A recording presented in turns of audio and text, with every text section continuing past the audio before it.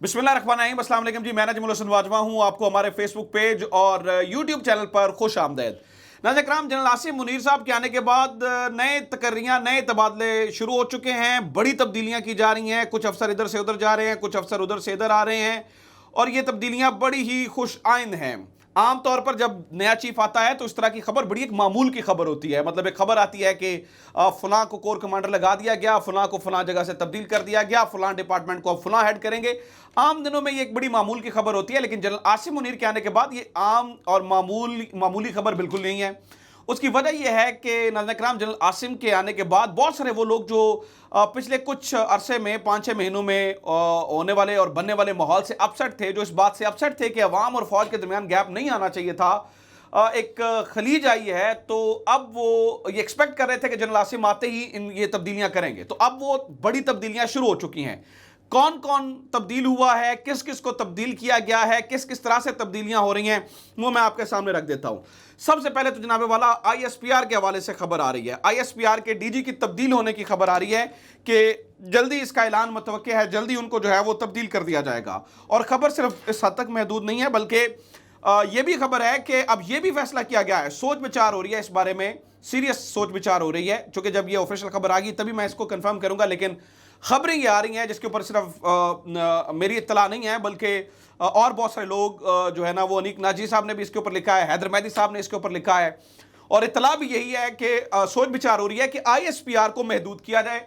और पहले चूंकि अब मेजर जनरल लेवल का ऑफिसर इसे देखता है, तो अब इसको ब्रिगेडियर लेवल का ऑफिसर जो है वो देखा करे। आउटसोर्स गाने भी आउटसोर्स होते हैं, बहुत सारी चीजें ऐसी होती हैं जहां पर शायद डिफेंस रिलेटेड मामला नहीं होते हैं, उनमें भी ISPR जो है वो बढ़ चढ़ कर हिस्सा लेता है।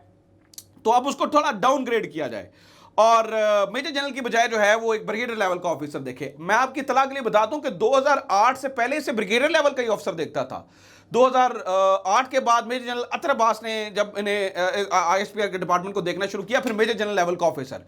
उसके बाद आप देखें ना, जनरल आसिम मुनीर देखें, जनरल आसिफ गफूर देखें या जनरल बाबर देखें, ये लेफ्टिनेंट जनरल हो गए। यानी कि मेजर जनरल आए थे तो इसी ओहदे के ऊपर लेफ्टिनेंट जनरल हो गए। तो पिछले लंबे अरसे से हम देख रहे हैं कि ISPR को एक लेफ्टिनेंट जनरल लेवल का ऑफिसर जो है वो ये देख रहा है। तो अब सबसे पहली खबर तो ये है कि इस मामले में DG साहब जो है वो तब्दील हो रहे हैं। वसीम अब्बासी साहब ने भी इसको कंफर्म किया, उर्दू जो है ना उर्दू न्यूज़ पे होते हैं। उन्होंने कहा कि ISPR समेत फौज में आला सतह पर तबादलों का ऐलान जल्द मुतवक्के है। और ये भी इंडिकेशन आ रही है कि जो नए शायद DG हों, उनके नाम में आगे पीछे शायद जो है ना, चूंकि जब ऑफिशियल कंफर्मेशन होगी तभी पता लगेगा कि शरीफ भी जो है वो आता है। तो सबसे पहली और बड़ी खबर तो ये है। अच्छा, दूसरी खबर नाज़रीन इकराम और भी बड़ी है, वो ये है कि जनाब ना सिर्फ यहाँ पर कि कराची और भावलपुर में भी तब्दीलियाँ हो रही हैं, वहाँ पर भी जो है ना वो ऑफिसर्स जो हैं वो तब्दील हो रहे हैं। चूँकि भावलपुर में तो आपको पता ना, कोर कमांडर इस्तीफ़ा दे गए हैं, जनरल फैज़, और फिर CGS जो है ना उनकी भी तब्दीली।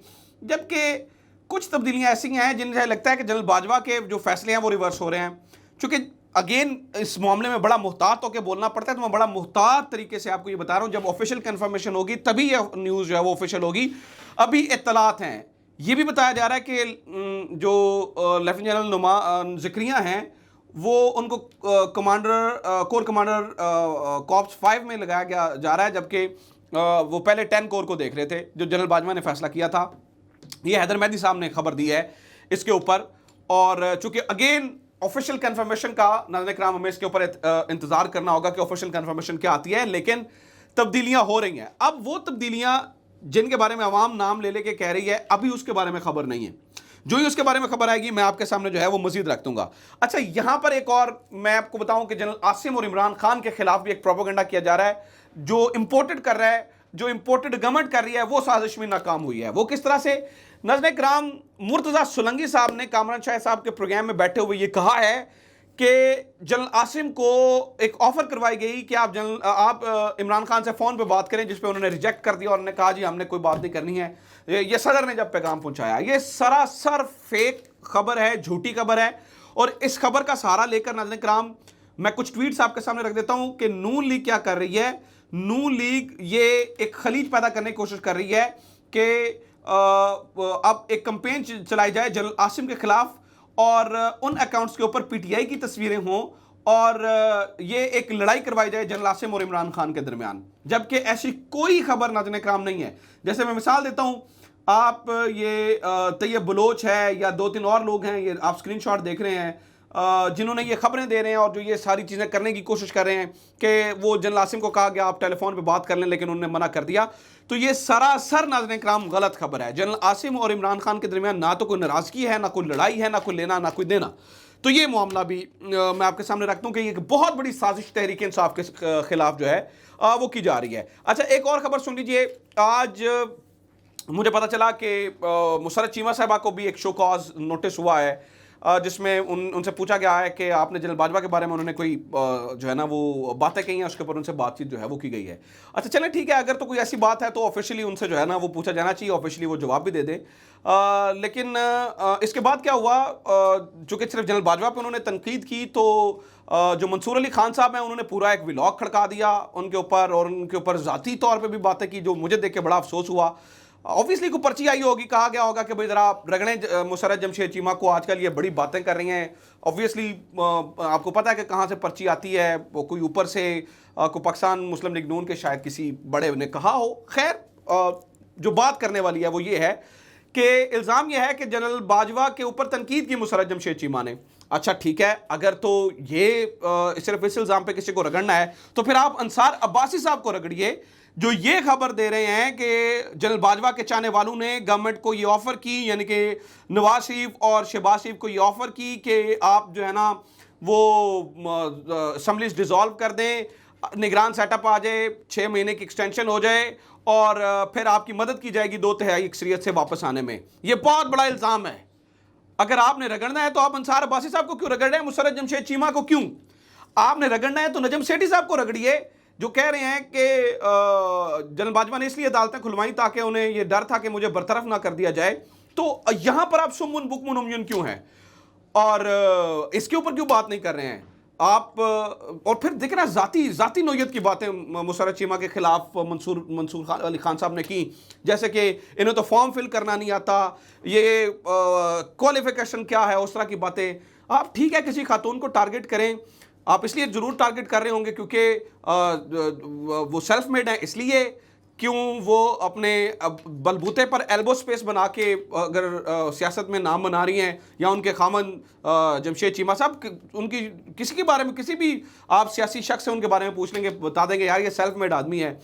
तो ये सेल्फ मेड जो लोग हैं उनसे कोई प्रॉब्लम है, कोई ख़ास तंगी है क्या, कोई ख़ास तकलीफ़ है कि आप जो है ना वो इनके ख़िलाफ़ कंपेन भी कर रहे हैं, व्लॉग भी खड़का रहे हैं? खैर मैं इसके ऊपर जो है ना वो ज़्यादा बात नहीं करूँगा। मेरे सिर्फ सादे सादे सवाल हैं, और वो सादे सादे सवाल ये हैं कि अगर मुसर्रत जमशेद चीमा से मसला ये है कि उनकी कोई उस तरह से जी वो क्वालिफिकेशन नहीं, तो जनाब जो आपकी महारानी है मरियम बीबी साहिबा, उनकी क्या पॉलिटिकल जो है ना वो कंट्रीब्यूशन है, उनकी क्या क्वालिफिकेशन है, वो क्या कर रही हैं? आप मतलब उनकी तो आंखें बंद करके जो है उनकी बातें सुनी जाती है। और अगर जनरल बाजवा के ऊपर बात करने के ऊपर आपको इतना गुस्सा है, तो मैं ये पूछना चाहता हूं कि जब गुजरावाला जलसे के अंदर जनरल बाजवा के बारे में इस तरह से बातें की गई थी, तब आपने क्या नवाज शरीफ साहब को क्रिटिसाइज किया था?